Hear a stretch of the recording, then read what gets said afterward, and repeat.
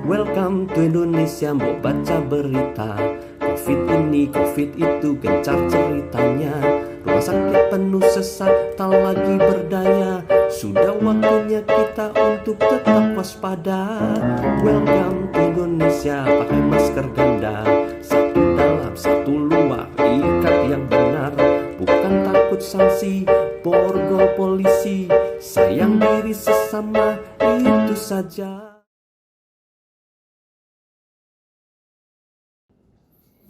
Halo semua, sebentar lagi kita akan masuk ke bulan budaya tahun 2021. Udah siap belum? Ternyata yang namanya budaya itu bukan hanya tentang pakaian, tarian, makanan, bahasa, atau aspek lainnya yang bersifat tradisional. Terus di bulan budaya 2021 ini gimana dong? Nah, kita mesti paham dulu apa arti budaya itu.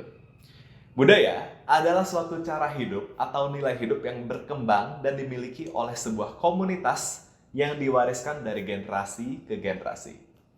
Melalui bulan budaya tahun ini, kita akan menghayati dan melatih diri dengan gaya hidup cukup. Budaya hidup cukup menjadi cara hidup yang perlu kita kembangkan sebagai cara hidup umat Tuhan. Tema bulan budaya 2021 ini adalah hidup dengan rasa cukup. Apa sih gaya hidup cukup itu? Nah, mari kita ikuti pendalaman tema ini lewat ibadah minggu, 3B Challenge, dan acara lainnya. Gaya hidup cukup artinya kita belajar mengendalikan diri dan berhikmat untuk membuat pilihan hidup. Pilihan hidup yang terpusat pada Kristus, sehingga kita dapat menunjukkan sikap hidup bersyukur, bergantung pada pemeliharaan Allah, berhikmat, dan berbelas kasihan. Mari Bapak, Ibu, Kakak, adik-adik, dan teman semua, kita hayati value bulan budaya kali ini. Mari terlibat di berbagai rangkaian acara bulan budaya. Kiranya semua itu melatih kita untuk memiliki gaya hidup cukup sebagai refleksi iman kita kepada Tuhan. Salam hidup cukup. Aksi Puasa Paskah 2021. Untuk membantu 2 gereja di Sulawesi Barat membangun gedung ibadah sementara, kita membutuhkan dana sebesar 400 juta. Tapi syukur kepada Allah, Ia menggerakkan hati umatnya hingga persembahan berhasil terkumpul lebih dari 600 juta. Dari harapan memiliki gedung beratap tanpa dinding, kini Allah memberikan gereja Toraja Mamuju lebih dari yang mereka doakan. Saat ini pembangunan masih terus berjalan. Mari kita doakan agar pembangunan ini bisa selesai sesuai dengan yang direncanakan. Gereja Toraja Jemaat Mamuju bersama Gereja Kristen Sulawesi Barat Jemaat Mamuju mengucapkan terima kasih kepada seluruh umat GKI Pondok Indah. Allah beserta kita.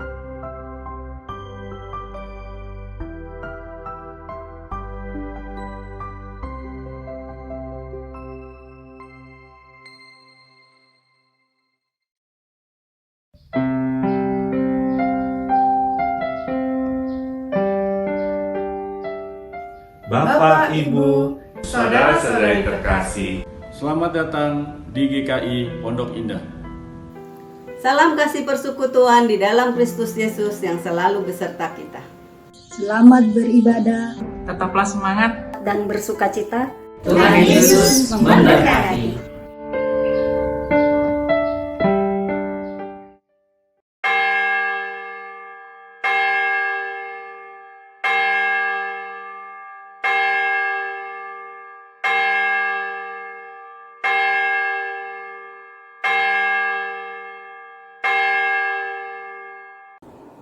Selamat pagi dan selamat hari Minggu, Bapak, Ibu, Saudara, serta adik-adik yang dikasihi Tuhan Yesus Kristus. Semoga kita semua dalam keadaan sehat ya. Mewakili Majelis Jemaat GKI Pondok Indah, kami menyampaikan bahwa sehubungan dengan kondisi saat ini yang sangat penuh tantangan terkait pandemi COVID-19, seluruh kegiatan yang bersifat kehadiran secara fisik ditiadakan dan gedung gereja ditutup sampai waktu yang akan diinformasikan lebih lanjut.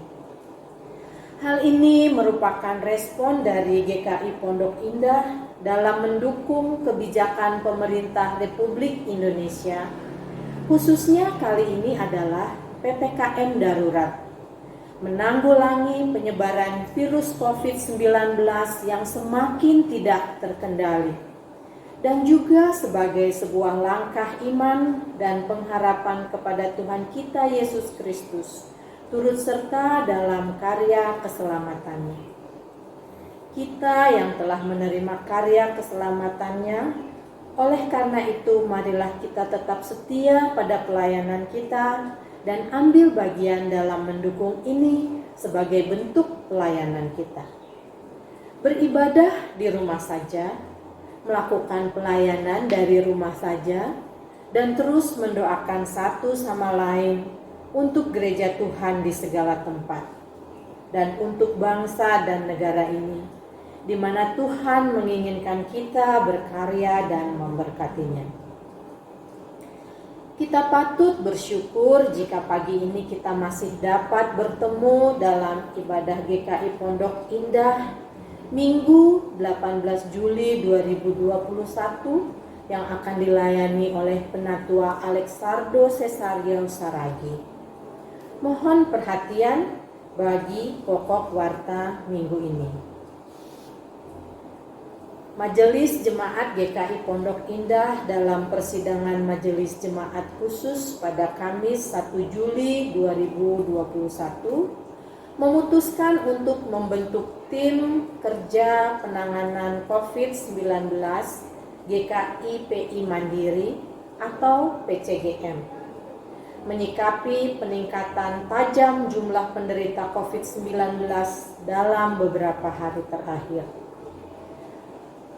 Kami mengundang Bapak Ibu Saudara yang terpanggil dalam pelayanan ini, khususnya dalam hal medis dan kesehatan, tenaga dokter, tenaga kesehatan, penyedia obat-obatan, dan juga yang digerakkan Baksos atau pelayan kesehatan lain untuk dapat berkolaborasi melayani bersama. Jika ada yang terpanggil, dapat menghubungi penatua wilayah masing-masing atau melalui kantor gereja. 1. Kami mengundang seluruh jemaat untuk ikut memantau keluarga, teman, sahabat, dan kerabat yang tinggal berdekatan dengan kita. Dan jika ada yang membutuhkan bantuan darurat dan rujukan konseling pastoral, langsung menghubungi Halo Sahabat GKIPI atau call center COVID-19 melalui nomor-nomor yang tertera di layar monitor dan warta jemaat. Mari terus meningkatkan kewaspadaan dengan selalu menerapkan protokol kesehatan seketat mungkin. 2. Bergabunglah bersama pojok doa GKIPI 2021 setiap hari pada pukul 20.21 waktu Indonesia Barat untuk mendoakan keluarga, teman, sahabat, dan kerabat yang terdampak COVID-19 melalui Zoom dengan ID dan passcode yang dapat dilihat di layar monitor dan warta baca. Berikut beberapa hal terkait penyelenggaraan ibadah GKI Pondok Indah. A. Ibadah umum dilayani oleh pendeta, 1 orang penatua, pemusik, serta pemandu nyanyian jemaat yang melakukan rekaman mandiri dengan dibantu oleh pelayan multimedia yang telah lolos tes antigen yang bekerja untuk memadukan suara dan gambar serta menyiarkannya. B. Ibadah pemberkatan pernikahan diimbau untuk diundur jadwal penyelenggaraannya. Apabila karena satu dan lain hal dengan pertimbangan tertentu tidak dapat ditunda, maka 1. Tidak dapat dilakukan di dalam gedung gereja. 2. Dilakukan di luar ruang setelah mendapat izin lingkungan atau penanggung jawab lokasi. 3. Jumlah maksimum yang hadir terdiri dari 8 orang, yaitu A. Pendeta dan 1 orang penatua yang bertugas. B. Kedua pengantin. C. Kedua belah pihak orang tua pengantin. Ke-8 orang ini harus lolos tes PCR pada H-2. Tidak ada petugas khusus yang meliput acara ini, kecuali di antara ke-8 orang yang hadir. Berita duka. Telah berpulang ke rumah Bapak Sahala Huta Barat pada Sabtu 10 Juli 2021. Jenazah dimakamkan pada Minggu 11 Juli 2021 di San Diego Hills Memorial Park. Bapak Hartono Tan Jun Leong pada Selasa 13 Juli 2021. Jenazah dimakamkan pada Rabu 14 Juli 2021 di Tulung Agung. Bapak Sabar Sianturi pada Rabu 14 Juli 2021. Jenazah dimakamkan pada Kamis 15 Juli 2021 di San Diego Hills Memorial Park. Ibu Livia Frida Wahyuningsih Nugraha pada Kamis 15 Juli 2021. Jenazah dikremasi pada Sabtu 17 Juli 2021 di Krematorium Kedung Mundu, Semarang. Bapak Sugiarto Mulyadi, suami ayah dari Lani Setiabudi Sali Mulyadi, pada Jumat 16 Juli 2021. Jenazah dikremasi pada Minggu 18 Juli 2021. Upacara kremasi akan dilakukan menurut agama Buddha. Majelis Jemaat GKI Pondok Indah turut berbelasungkawa. Kiranya keluarga yang ditinggalkan mendapatkan kekuatan serta penghiburan. Perjamuan Kudus. Saudara terkasih, pada ibadah Minggu 1 Agustus 2021 yang akan datang, kita akan bersama mengikuti perayaan Perjamuan Kudus. Saudara diundang untuk mengikuti ibadah live streaming tepat pada pukul 9 WIB. Tayangan ibadah akan tersedia selama 30 menit setelah ibadah berakhir. Lalu kemudian akan dinonaktifkan untuk diproses dan diupload ulang tanpa perjamuan kudus. Hal ini dilakukan agar perjamuan kudus diikuti secara bersama-sama oleh seluruh umat di tempat masing-masing. Saudara juga diundang untuk mempersiapkan roti dan anggur maupun bahan pengganti lainnya jika tidak ada, secara mandiri. Kiranya Allah menolong kita semua, termasuk anak-anak yang akan mengikuti perjamuan kudus, agar dapat memahami, menikmati, dan menghayati pengorbanan Yesus di kayu salib bagi dunia. Mari dengan kerendahan hati kita mempersiapkan diri. Tuhan memberkati. Pewartaan anggota Majelis Jemaat. Keputusan persidangan Majelis Jemaat GKI Pondok Indah pada Sabtu 3 Juli 2021 dan PPKM Darurat DKI Jakarta 3 Juli sampai 20 Juli 2021 tentang pengakhiran masa pelayanan dan pembatasan kegiatan di dalam gereja. Penatua yang akan mengakhiri masa pelayanan pada Juli 2021 yaitu Penatua Daniel James Rompas. Karena kegiatan di gereja belum dibuka kembali, maka pengakhiran masa pelayanan tidak dilakukan dalam kebaktian minggu. Majelis Jemaat GKI Pondok Indah mengucapkan terima kasih atas pelayanan yang telah dilakukan oleh Bapak Daniel James Rompas dalam masa pelayanan September 2012 hingga Juli 2021. Kiranya Tuhan memberkati. Dengan demikian disampaikan untuk diketahui. Klinik Pratama. Klinik Pratama GKI Pondok Indah untuk poli umum telah dibuka kembali sejak 12 Juli 2021. Untuk poli gigi masih tutup. Jam operasional klinik dapat dibaca dalam warta jemaat. Mencari perawat.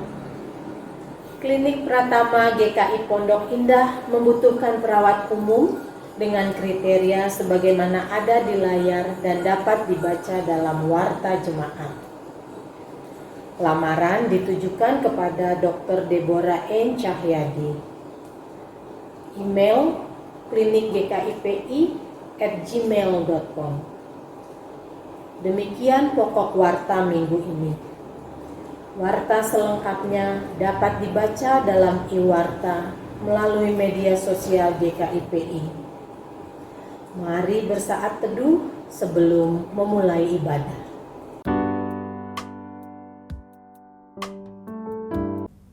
Ibadah ini berlangsung dengan pengakuan bahwa pertolongan kita adalah dalam nama Tuhan yang menjadikan langit dan bumi.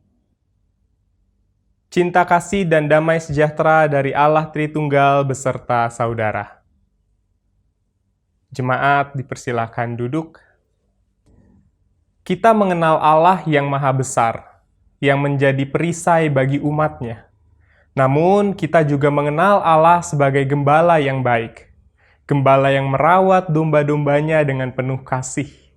Gembala yang tidak pernah meninggalkan domba-domba yang dicintainya.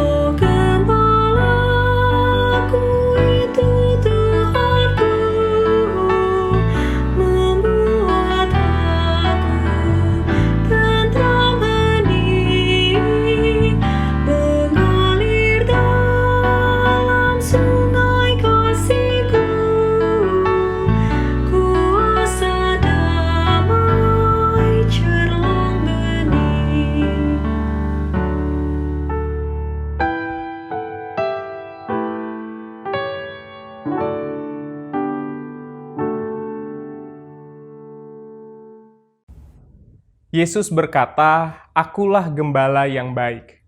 Gembala yang baik memberikan nyawanya bagi domba-dombanya." Yesus sang gembala baik merelakan nyawanya bagi kita. Ditanggungnya jalan salib agar keselamatan menjadi milik kita. Umat Tuhan, bagaimana kita menyambut karya penebusan Kristus itu? Apakah rasa syukur terpancar melalui ucapan kita? Apakah kasih tersalurkan melalui tindakan kita? Apakah sukacita terasa dalam hati dan pikiran kita? Mari kita berefleksi sejenak dan mengakui bahwa acap kali kita tidak berdaya untuk menyambut karya penebusan Kristus. Kondisi emosi dan ego acap kali mendominasi sehingga kita gagal. Mari sejenak kita berdoa, mengakui setiap dosa dan salah kita. Mari kita bersatu di dalam doa.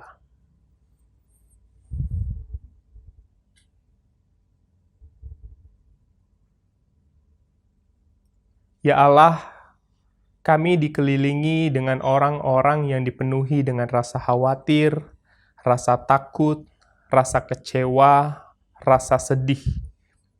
Orang-orang yang kehilangan orang yang dicintai, orang-orang yang kesulitan untuk menghadapi hari depan. Tapi Tuhan, ketika itu semua ada di hadapan kami, kerap kali kami tak peduli, merasa bahwa diri kami baik-baik saja, dan tak punya tanggung jawab untuk melakukan sesuatu kepada mereka. Ampuni kami ya Tuhan, jika kerap kali kami begitu egois dan mementingkan diri kami sendiri. Dan biarlah pengampunan-Mu melayakkan kami untuk bisa beribadah di hari ini. Dalam Kristus Yesus kami berdoa. Amin. Jemaat diundang untuk bangkit berdiri. Umat Tuhan, dengarlah berita anugerah dari Tuhan yang berbunyi demikian. Akulah Dia yang menghapus dosa pemberontakanmu oleh karena Aku sendiri, dan Aku tidak mengingat-ingat dosamu. Yesaya 43 ayat 25. Berbahagialah orang yang diampuni pelanggarannya, yang dosanya ditutupi. Berbahagialah manusia yang kesalahannya tidak diperhitungkan Tuhan, dan yang tidak berjiwa penipu. Umat Tuhan, mari mengungkapkan rasa syukur dan sukacita kita dengan menyatakan salam damai.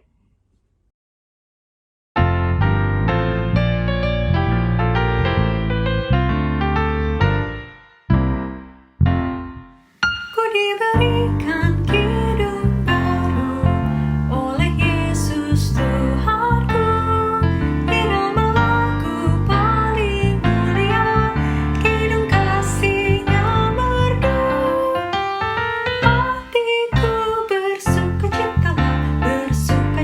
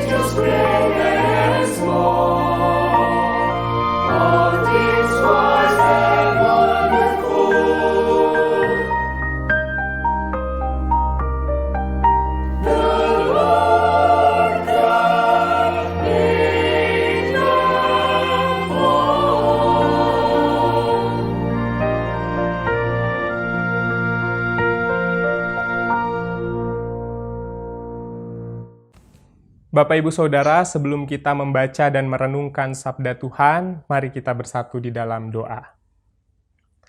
Ya Tuhan, kami bersyukur atas pengampunan yang Engkau boleh anugerahkan kepada kami.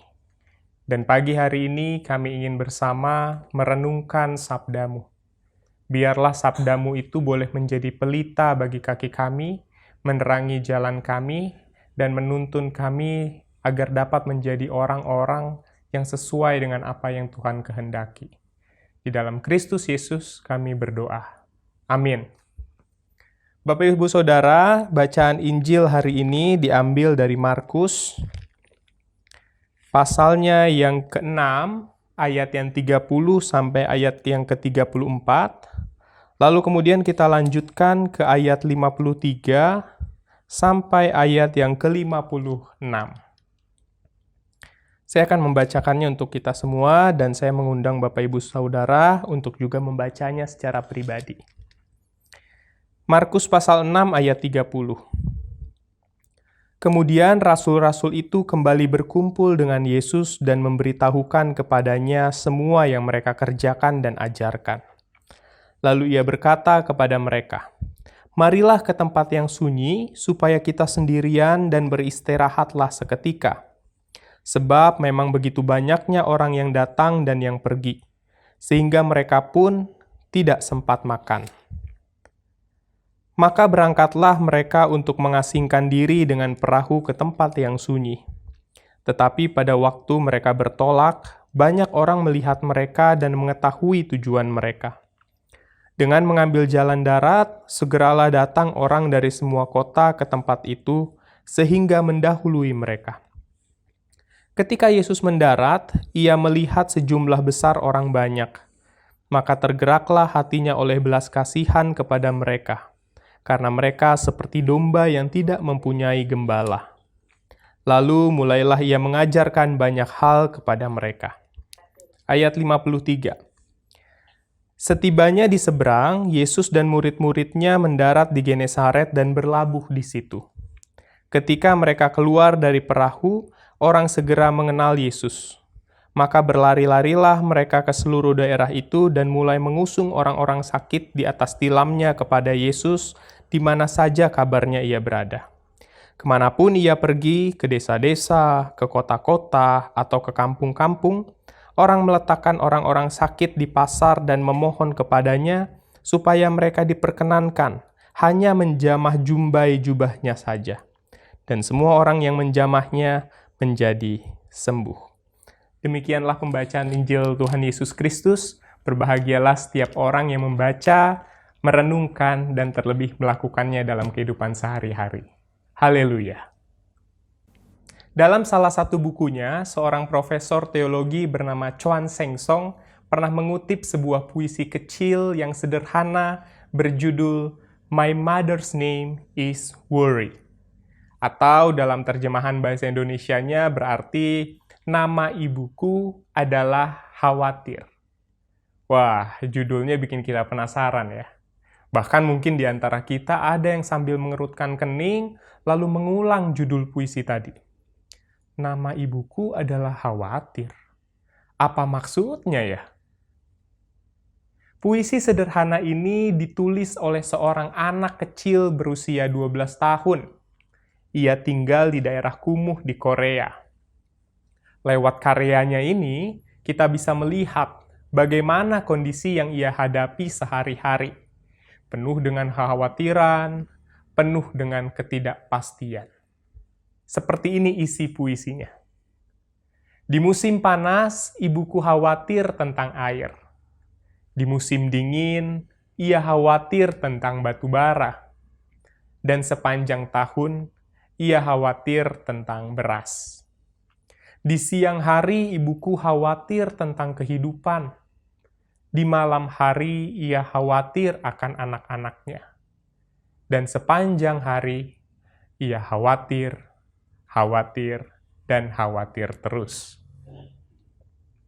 Jadi, nama ibuku adalah khawatir. Nama ayahku adalah pemabuk.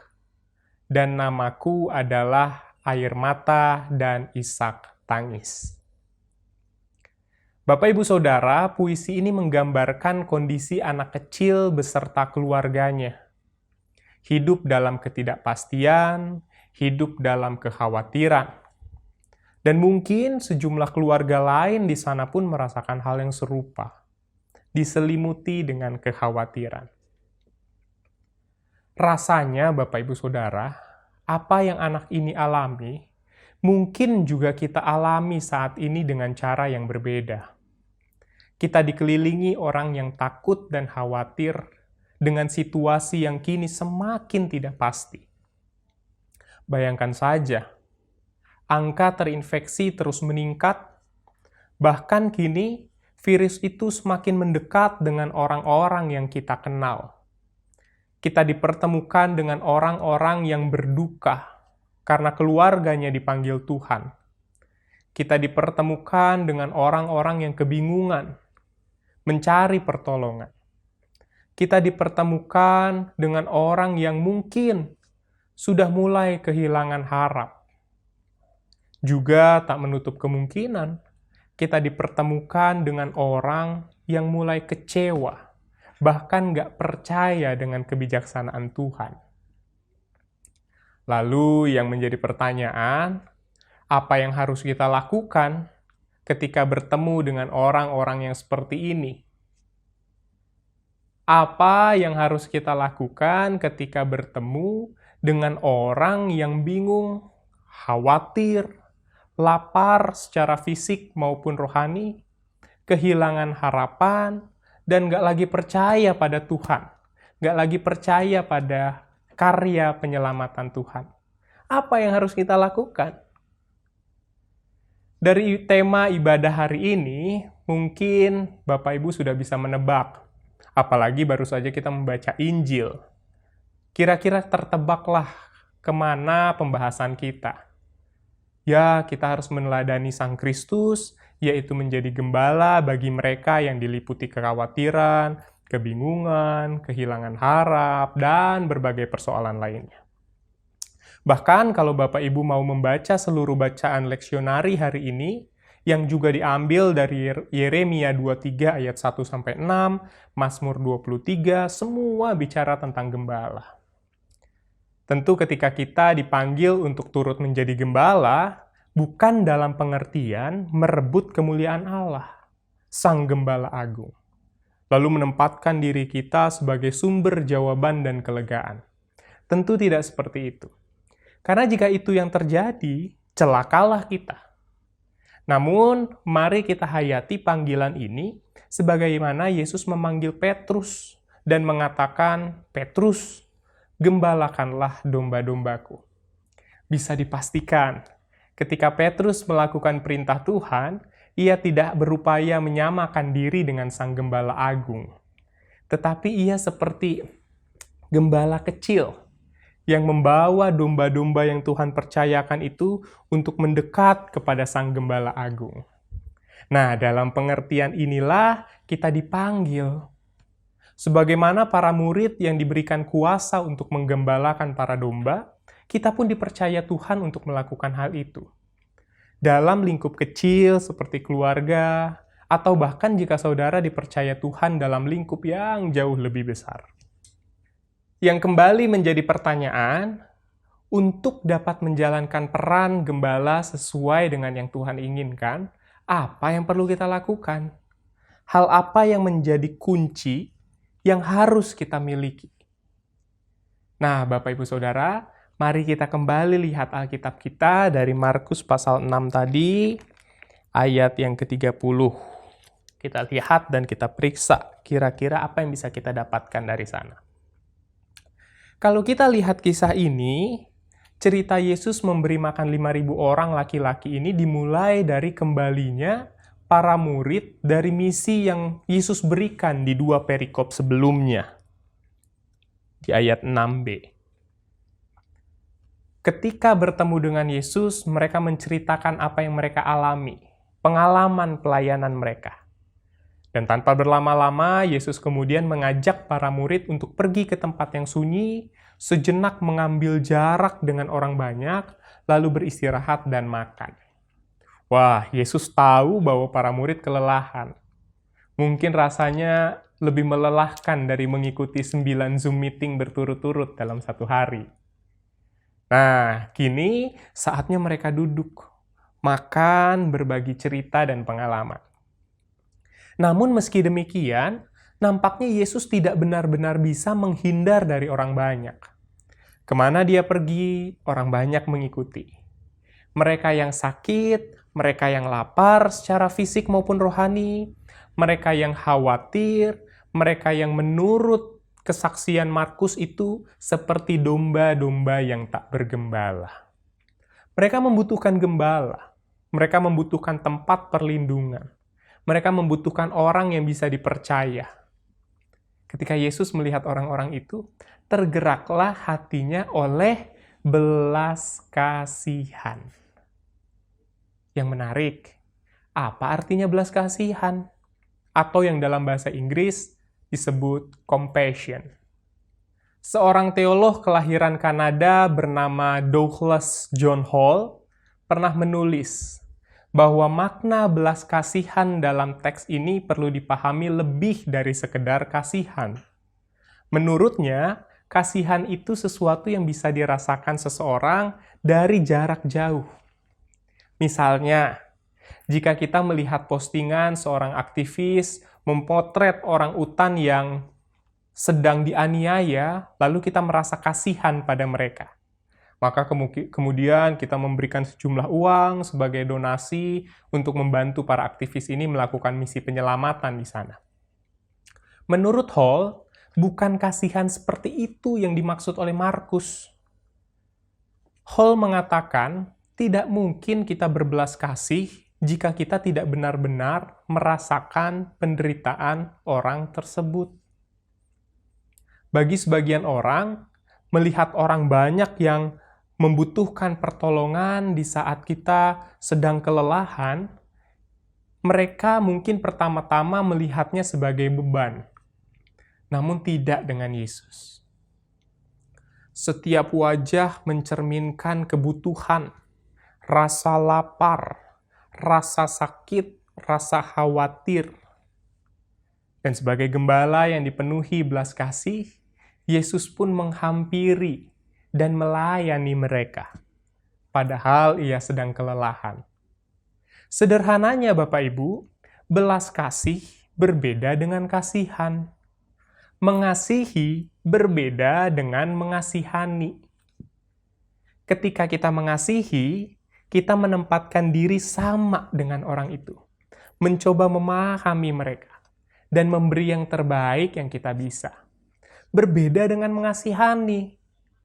Mengasihani kadang menempatkan kita di posisi yang lebih baik, lebih beruntung, lebih mampu, lebih kuat, lalu kita memberikan bantuan atas dasar kasihan.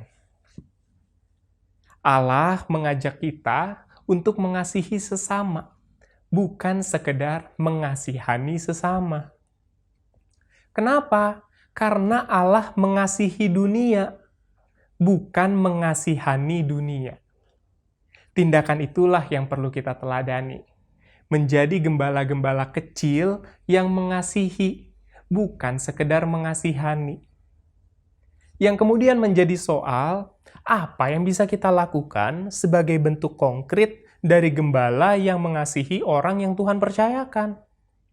Tuhan Yesus sih enak, bisa memberi 5.000 orang laki-laki, membuat mereka makan dan kekenyangan, bahkan bersisa-sisa hanya dengan 5 roti dan 2 ikan. Dia bisa menyembuhkan, dia bisa membangkitkan orang mati. Lah, bagaimana dengan kita? Rasanya hampir semua dari kita nggak bisa melakukan mujizat besar dan wah seperti yang Yesus lakukan. Tindakan konkret apa yang bisa kita perbuat kalau begitu? Bapak, Ibu, Saudara, jangan batasi karya Allah pada label mujizat yang besar-besar saja. Ya, kita amini hal itu bisa terjadi. Namun bukan berarti itu satu-satunya tanda atau cara Allah bekerja melalui kita. Mungkin kita tidak secara langsung bisa menyembuhkan orang yang sakit saat ini. tapi kita bisa hadir menunjukkan kepedulian, sehingga orang tersebut bisa kembali berpengharapan dan merasakan kepedulian Allah melalui kepedulian kita. Tentu kita nggak bisa membangkitkan orang mati, tapi kita bisa hadir di tengah keluarga yang berduka, memberikan mereka penghiburan, memberikan mereka kekuatan.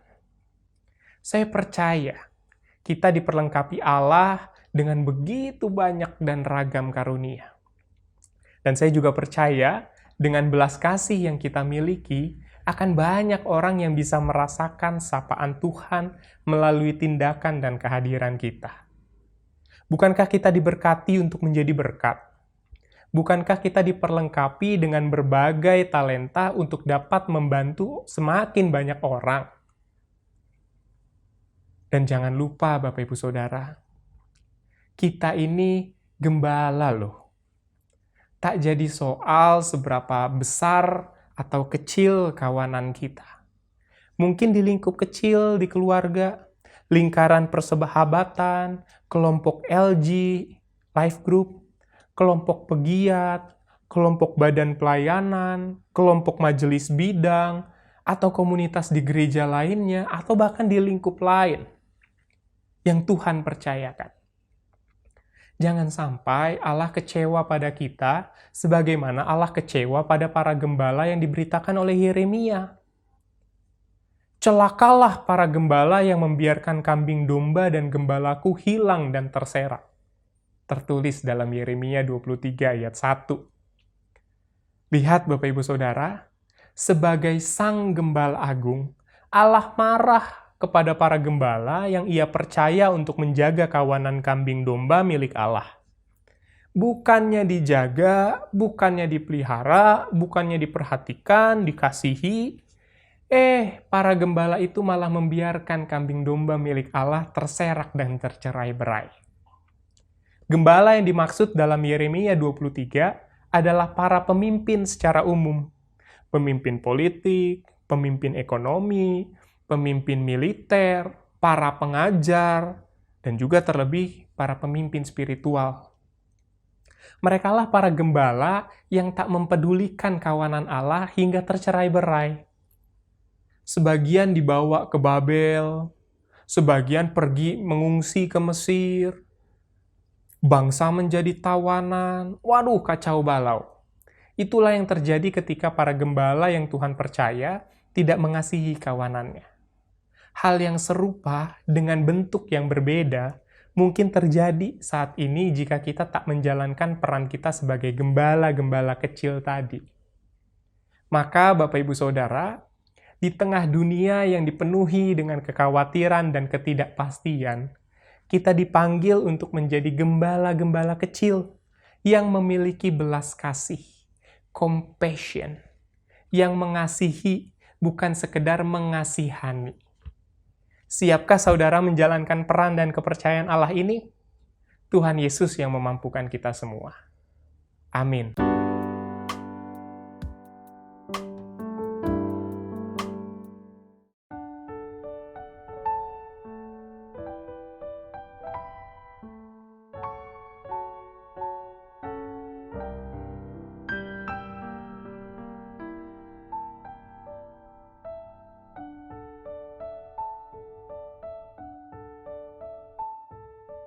Mari tuturkan kembali kisah yang indah benar,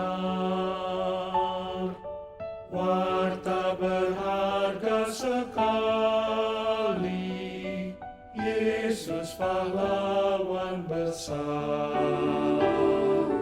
bahwa di malam lahirnya malam menyanyi merdu, hormat diberi bagi Allah, dunia beroleh restu.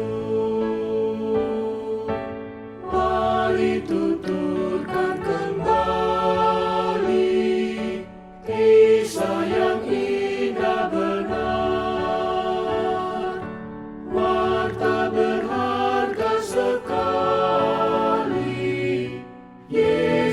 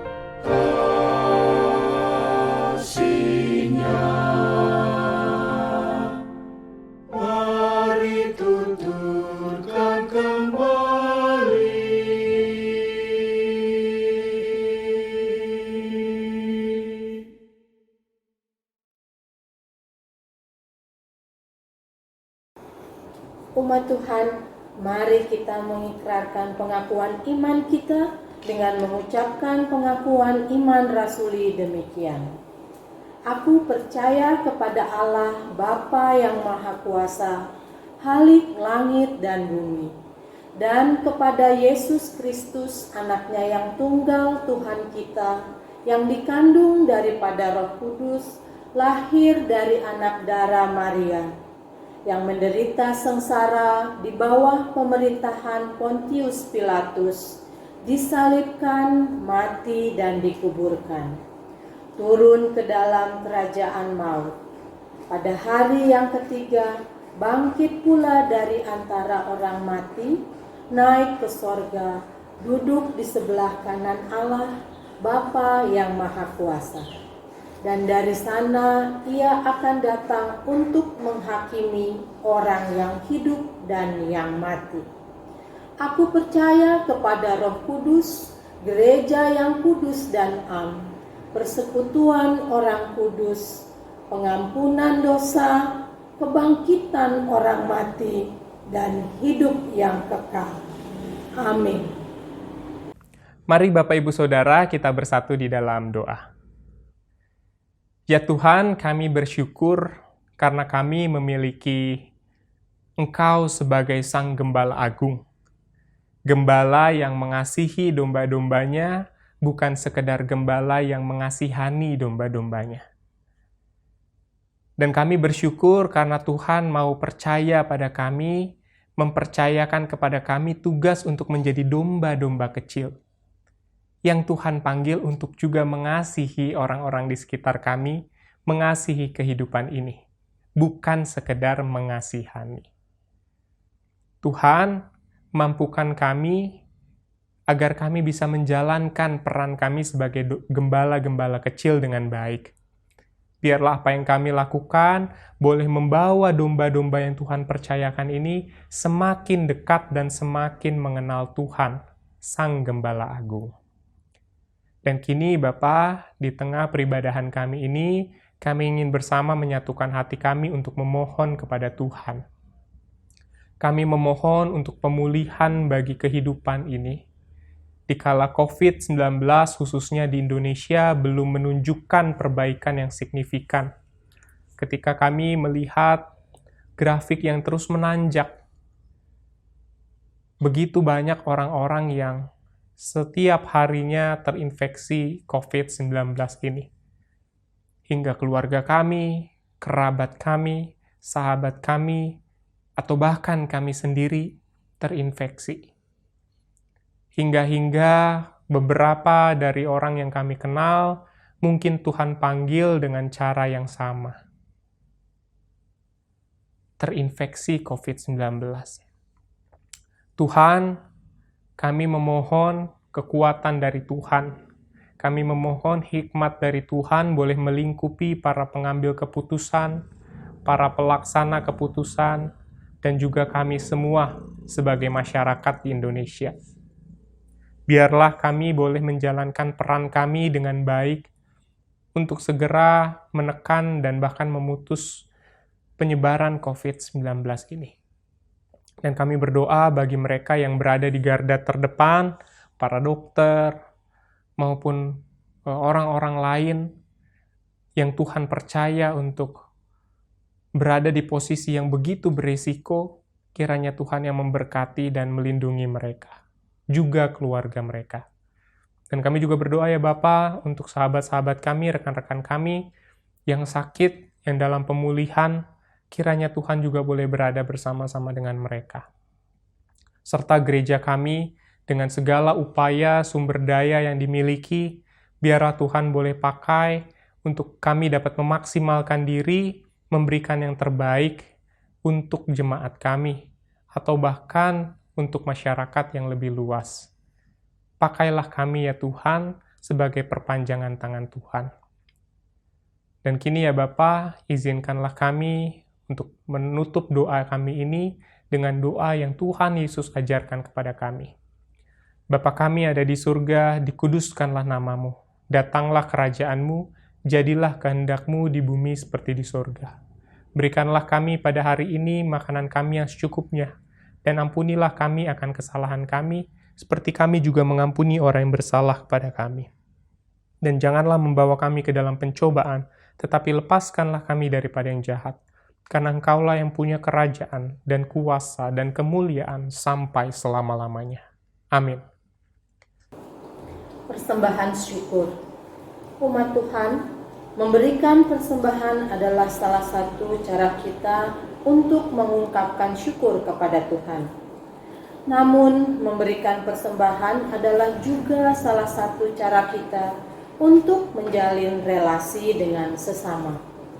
Mari kita memberikan persembahan dengan berpegang pada firman Tuhan demikian.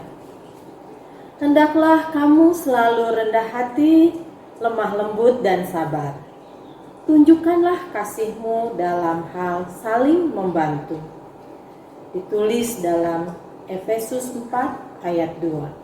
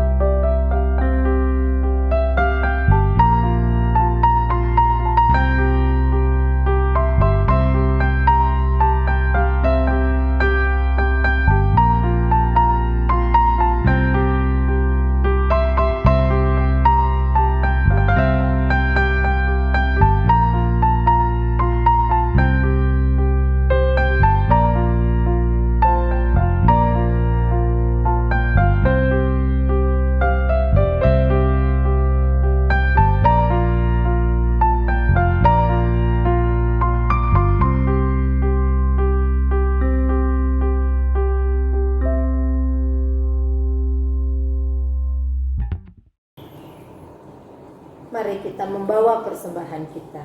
Kita berdoa. Ya Tuhan, Bapa kami, kebaikan-Mu sungguh tiada bertara. Hingga saat ini, Engkau tetap menyertai kami. Engkau memberi kami kesempatan untuk membawa persembahan. Kiranya ya Tuhan, terimalah persembahan yang kami berikan dengan tulus. Berikan hikmat bagi pengelolanya, agar dapat menyalurkan persembahan ini kepada orang yang paling membutuhkannya.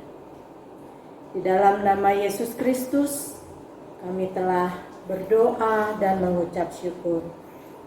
Amin.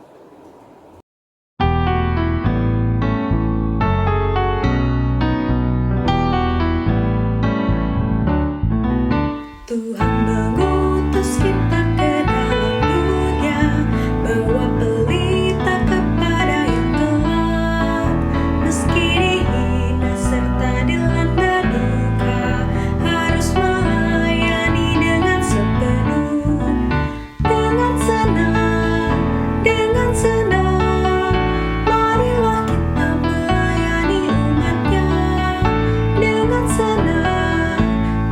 senang, berarti kita memuliakan namanya.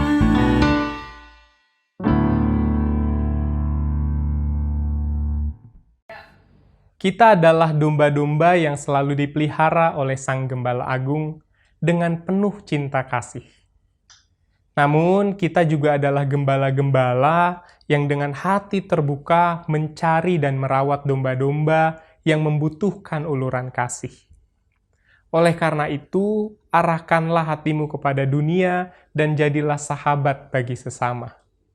Terpujilah Allah Bapa, Anak, dan Roh Kudus.